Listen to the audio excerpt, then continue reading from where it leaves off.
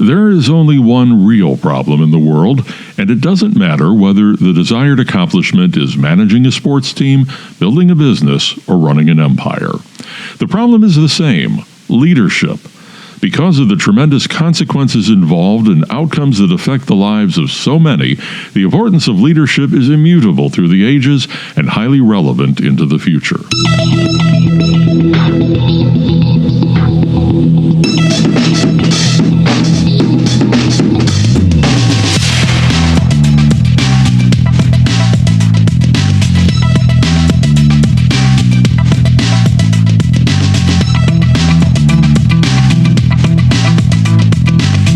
Welcome to the Leadership Lyceum, a CEO's virtual mentor.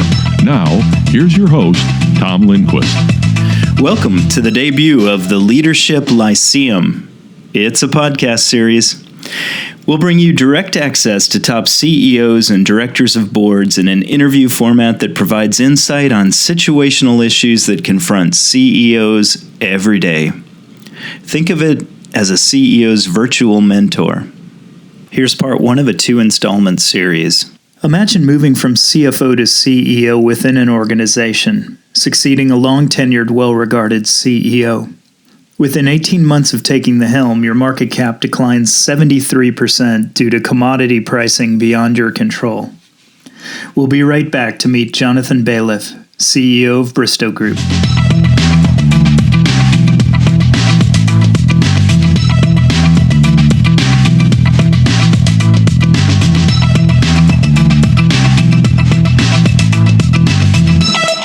I joined Jonathan Baliff, CEO of Bristow Group, several weeks back at his office in Houston to explore his experience on going from CFO to CEO at Bristow Group. Bristow Group is a $1.7 billion company providing fixed and rotary wing air service to the global offshore energy industry. Quick summary of Jonathan's career. He grew up in Virginia. He attended the Georgia Institute of Technology, earning a BS in aerospace engineering. Upon graduation, he served our country as an Air Force aviator flying F-4s in the first Gulf War. He returned to Georgetown and earned a master's in foreign service in 1995. He joined J.P. Morgan and then Credit Suisse in their global energy groups, and after 10 years in banking, went to NRG Energy as head of strategy. He joined Bristow as CFO in October of 2010 and was appointed CEO of Bristow in July of 2014. On a personal note, Jonathan met his wife Barbara during their Air Force service. She was a Judge Advocate General in the Air Force. Barbara and Jonathan reside in Houston and have 3 children. Thanks, Jonathan, for hosting me here. Thanks, Tom. Appreciate that. I was trying to think of how long we've known each other, but it really is not, I think, honing in on 15 years. Yeah, right? 16. Going on 16. Going on 16, yeah, because we met each other right before 9/11. Yes, exactly. And unfortunately, we went through 9/11 together. I'm going to mention that, too, because just to set this up, I'll say that you're no stranger to dramatic situations. I think of what I know of your service during the Gulf War. You planned and led the first F-4G combat missions into the area. Your service to your country and your mission was reflected in your being honored, I think, with 2 awards, the Air Force Air Medal and the Distinguished Flying Cross for heroism. My experience with you starts in 2000, 2001. You were at Credit Suisse then. I was treasurer at People's Energy. We were working together on what would be a novel bond issuance. Our teams were working together in your New York offices, and we were putting the final touches and embarking on our launch into the market and our roadshow at about the 7 a.m. hour on Tuesday, 9/11, 2001. And it was chaotic, and everybody was watching from Midtown down to downtown and seeing what was going on. Facing south, as I remember, in the room we were in, which so happened to be. And we first thought it was just a pure accident, and then the second plane hit, and you came back in the room and exhibited just calm control over the situation, and you were primarily concerned with our safety and well-being of the team. And I will never forget just your calmness in that, where we knew nothing of what was going on, and you had gotten a few reports from, I think, from Credit Suisse, and were directing us. And so over those couple of hours there, you were in the lead, providing that leadership. You completed the mission, actually, on our financing. We put things off for a month. You'll recall that there were two other events that got in our way. We priced during the anthrax attack. That's right. And we closed the deal probably 4 or 5 business days before Enron announced their fateful earnings that would ultimately lead to their bankruptcy. And there probably was only a 2-day period we could have done this in, and we did it. Mission accomplished through rough. No, I remember waters. That was a very, very. It reminds me a lot of also 2008, that fall, where there were a lot of events that you just had to navigate, and you really had to use your gut. You didn't. There was no books written. There was no Harvard case study. You just had to kind of have a core value that you kind of paid attention to navigate through it. So. Yeah. Well, then it brings to today. You were appointed CEO from CFO in July of 2014. February. I was appointed in February. I took over. There was a pretty decently long transition period. Okay. I say this because the day that I was actually appointed, you'll always know because it was the highest value per barrel of oil. That's what I was going to mention. My data is, I was kind of thinking August of 2014, and it was 101, a little over 101. It hit earlier in the year, and it hit like 115, 120. That was the day the appointment actually was broadcast. The actual pin-on ceremony, as they say in the military, was in July. In July. So yours is even more dramatic, where the price was then. 1 year later, mine are August, so 1 year later, August of 2015, $46.52. January 2016, I don't know what it is today. I sort of wrote my data, but 27. It's come up a bit, but it's volatility defined. I mean, it's up, it's down, it's crazy. Yeah, so 73% drop in oil prices over your time here. Your market cap is strongly correlated, of course, to the price of oil. And it used to not be. I mean, during the upswing, when oil was going through the roof, we actually were not. We were somewhat correlated. But we were much more correlated to more correlated to our performance. I see. Right. So here you are again in another challenging situation. And I listened to your earnings call, the last earnings call, just to hear what the analysts were asking. And this is several months ago now, but sure. I heard some of the things you're focused on. Actually, I heard a lot of the measures you've taken financially and otherwise in terms of buying yourself more time and coverage prudently. But talk about what you're doing from a leadership perspective. Yeah, Tom, for me, it comes back to leadership through core values. And, the number one core value for Bristow is safety. And that's not just, it primarily means the safety of our passengers and our crews. As I tell people, helicopters, by their nature, are not unsafe. Their track record is very similar to fixed wing. The issue is helicopters. If you have to take a helicopter to work, it's usually not a nice place geographically, meteorologically, or sometimes politically. Otherwise, you'd take a car or a bus or a train.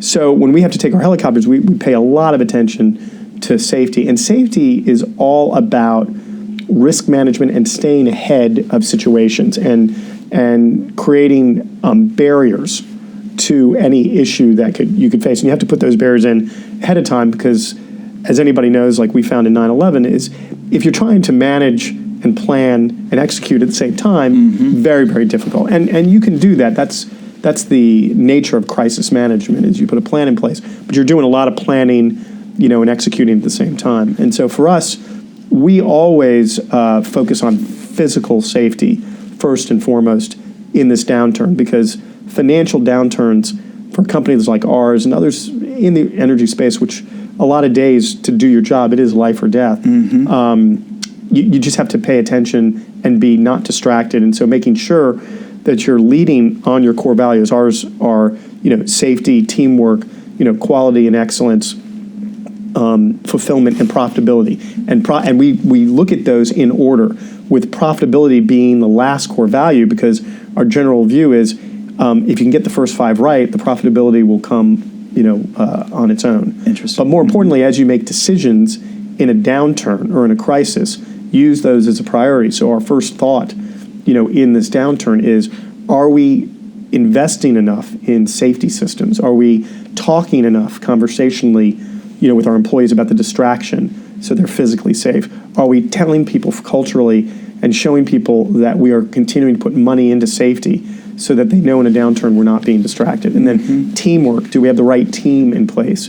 And that is hard decisions. That means, for a company that's seen about a third of our revenue drop off, do we have the team in place? And then the key is for the people who are left, we want to treat the people who have to leave the company with respect and treat them well, and care about them, help them, find another job for their families. But then a lot of it from a teamwork standpoint is about the people who remain.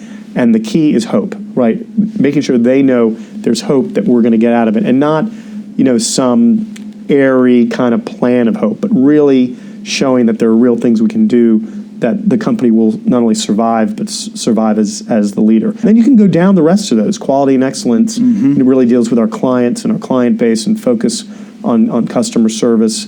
And then fulfillment, for us, being happy in a downturn like this when you see your neighbors being released. We don't expect people not to be authentic. We are telling people this is not fun working necessarily at Bristow, but it still can be enjoyable. It doesn't have to be fun, but it can be enjoyable. When during the upturn, it was enjoyable and it was fun. Yeah. But every day when you're literally trying to get your job done, and there's so much volatility in the marketplace, what we tell people is, for some fulfillment, you just need to be able to have things that you're together as a team. As I tell people, one of the ways that you get through, I got through the Gulf War, is I was very lucky. The F-4 always had two pilots or two aircrew members in the aircraft. And you could always depend on each other. And so one of the ways you can have enjoyment in a downturn, or at least to a level that is adult and responsible, is depend on your next door neighbor, and she can help you get through this. And we do a lot of philanthropic activities in the downturn. We've had a lot of events with our Bristow Uplift Foundation, and those just keep morale going, and because it's part of our core values. Priorities, I guess, too. It reminds you that there's bigger priorities. Well, it also shows people that as hard as it is at work to deal with a downturn like this, there are people who are a lot worse off, a lot worse off physically, health-wise. So for us, having people, focus on that during their quarter, because we usually do a big event once a quarter, allows them to get perspective on this downturn. Right. And I can't say we haven't made mistakes, because we have, but we've been generally learning from those mistakes and then moving on. So, and look, we're profitable this year. Most companies aren't showing any profit, so we actually do have positive net income. But we're actually focused, when we look at profitability as a core value, we're really focused on cash flow. We're very focused on survival and maintaining. That's how it then creates a circle, financial safety. Yeah. If you can remain and create some level of profitability, you have enough. Profitability to me in a downturn isn't about enriching the shareholders. It's actually about creating cushion to survive a longer downturn. And that's how we look at it with our shareholders. Nobody's going to invest in Bristow today because they can see a level of growth, right? But what they can invest in, if they're in the long term, is that we're going to have a cushion that when the growth starts back up again, we're the company that you want to be with. Let's take a break. We'll be right back with Jonathan Baliff.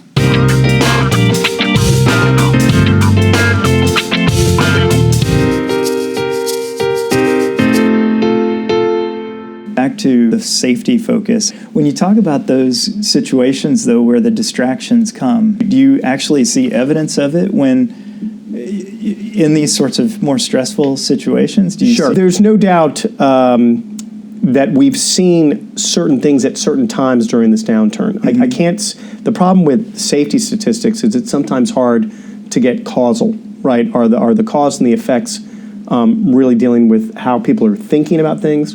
We always believe that safety begins first and foremost with culture. We have tremendous safety management systems which are very statistically oriented, and we have processes and we have checklists, and then we have best practice sharing amongst our different employees and regions. But in the end, it begins with a culture of caring and how you show that you do care. And we can do measurements on whether there are elevated risk events. We call them EREs. And the two things that we look at, and we have a good, aviation companies are probably world class in this, in measuring elevated risk events, but also reporting. Because one of the worst things that can happen, and one of the things that we worry about in a downturn, is reporting of safety events goes down underground because people are afraid to raise their hand for fear they might get let go. Interesting. And so we very much focus on is reporting still coming in on these safety events. We're at the point now, similar to other aviation companies, that we don't have, knock on wood, that many events. Although I'll talk about we had a very bad accident in Nigeria this year. Right. But we don't have that many. It used to have a lot of events, and you can analyze the events. But when you analyze an accident, it's the horses are out of the barn. Mm-hmm. The key is to monitor before, and so there are these things called elevated risk events that we see. There's reporting, and if both of those are going up, with also then eventually elevated risk events going down, you can then see that you're making a difference. When you start seeing reporting going down and then elevated risks going up, that's the problem. You want to see either a constant level of risk versus reporting, or frankly, you want to see the risks go down, the reporting go up. Mm-hmm. That's when you see industries like pulp and paper. I mean, to say they're world class, they're not top decile, they're top 100, where they have a lot of reporting, they have very few events now, and less than 20 years ago, the timber and paper and the mills, very dangerous to work at those. Now they have really, to me, that's one of the safest industries, outside of aviation and energy, which don't get enough credit for the safety systems and culture they put in. Mm-hmm, mm-hmm. So you talk about metrics there and measurements, but you also said culture, and I'm sure those are part of it. What else is part of the culture and sustaining that? Well, first of all, the definition of culture is it's one of those ones that a lot of people say you know it when you see it, mm-hmm. right? And that's a little bit too ethereal for Bristow and me. Culture is basically a set of common conversations within an institution. Mm-hmm. And if people are having those common conversations that then lead to common behaviors, then the behaviors lead to common habits, which then lead to norms, which then lead to conversations. So again, virtuous cycle. So to me, making sure those conversations are happening, making sure, especially, for example, we had I would say a horrific accident in Nigeria, which is still under investigation, the cause of which we don't know. But we do know that 2 of our pilots are dead, and their families don't get to see their sons. And it was Jay and Peter. Their mothers and fathers won't see them. There are 6 passengers that passed away. There are 6 passengers who were injured. We have to have conversations about that. That's the first type of accident like that for decades at Bristow. And of course, it happens right in the middle of this. Yeah. And again, we don't know why it happened in Lagos, but we do know that you have to have the conversations that then lead to discussion. Especially aviation is hard when there's an accident like that because there are so many unknowns during the investigation because of confidentiality. But you have to kind of face those accidents and start saying, okay, what conversations can we have as a company and face those? That, safe cultures are transparent cultures. Transparent cultures are also very good communicating cultures. Mm-hmm. And so there's a lot of that work that has to be done. And there's a lot of leadership, right? There's a lot of getting out there and showing people that you're doing what you say and say what you do. These sound like corporate speak, but actually if you put them into action and then measure whether you're putting them to action. So I make sure I talk to my senior leadership team and have you been to the shop floor lately? If you haven't, you need to go to the shop floor as a SVP at least once a month to have a tool talk with the engineers or mechanics, and then also in the crew rooms with the pilots. You can't kind of manage. I can't lead and manage what I can't measure. Yeah. And although people are adults at the leadership team, I do keep track of how many times people are going down to the shop floor and talking to people at the most senior levels. Right. At the supervisory level, it gets done by its nature. But when they watch you as a leader do it, then it creates a commonality of conversation that really makes sense. Mm-hmm. That ends our first installment of a 2-part series with Jonathan Baliff. Stay tuned for the next podcast where we'll cover Jonathan's experience with going through the succession planning process, and we'll draw out Jonathan's 3 points of advice for those that are considering or being considered as CEO candidates from the CFO seat. Stay tuned for that advice in the upcoming podcast. And before you get swept away with your everyday activities, please take a moment and go to the iTunes podcast section and download the Leadership Lyceum app. It's free, and it will enable future content to come to you automatically, so you will not miss an episode. Please rate us, spread the word among your fellow executives and board colleagues, and enjoy the latest conversation with your next virtual mentor.